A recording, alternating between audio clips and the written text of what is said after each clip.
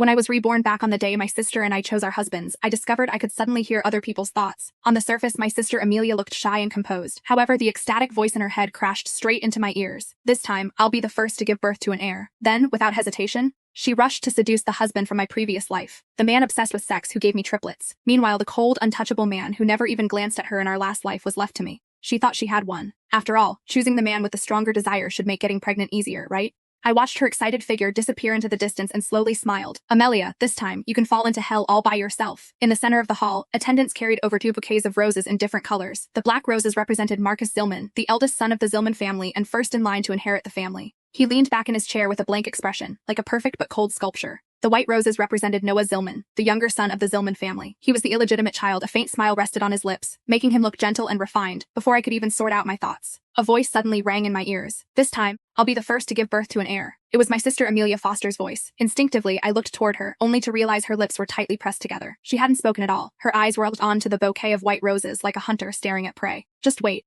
I'll steal him away soon enough. Her voice sounded again. In an instant, I understood I had been reborn, and somehow I could hear other people's thoughts. From the meaning behind Amelia's words just now, she had clearly been reborn too. Otherwise, she never would have said something like, be the first to give birth to an heir. Sure enough, the next second she stood up and picked up the bouquet of white roses, right in front of everyone. She shyly pressed a kiss to the roses. Then she walked straight over to Noah and handed them to him. Mr. Noah, please take care of me from now on. The headmistress of the bridal academy immediately spoke when she saw this. Jane, since Amelia chose Noah, you'll marry Marcus. As soon as those words fell, unconcealed triumph flashed through Amelia's eyes. She was laughing in her heart. Jane, this lifetime, you'll be the one living like a widow. In our previous life, Amelia had rushed to choose Marcus first in order to become the lady of the Zillman family. Marcus had a shark-like instinct for profit. In just a few short years, he expanded the Zillman family business across all of Europa. However, everyone knew he stayed year-round in the top-floor suite of the company building and refused to let anyone get close to him. Amelia had tried every possible method, from wearing a revealing nightgown and knocking on his door late at night to using document delivery as an excuse to enter his study. She even sneaked into his hotel room while he was away on a business trip.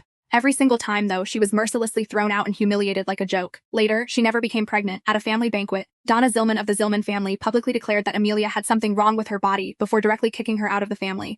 Meanwhile, I married Noah. Everyone thought I was unlucky. An illegitimate son had no real power and wouldn't inherit much of the family fortune. But after we got married, Noah became almost obsessed with me. Every day, he stayed by my side, shopping and eating with me and taking me on dates. Every late night, the sounds coming from our room made the servants blush whenever they passed by. Later, Marcus suddenly died. The autopsy report showed heavy metal poisoning as the cause of death, but nobody knew who did it. Noah inherited the entire Zillman family, and I went from being the wife of a family outcast to becoming the Donna of the Zillman family. Amelia became jealous to the point of madness. She invited me out shopping, only to drag me off the rooftop of a mall so we would die together. The moment the feeling of weightlessness swallowed me whole, I only heard her screaming, "Why do you get to live better than me?"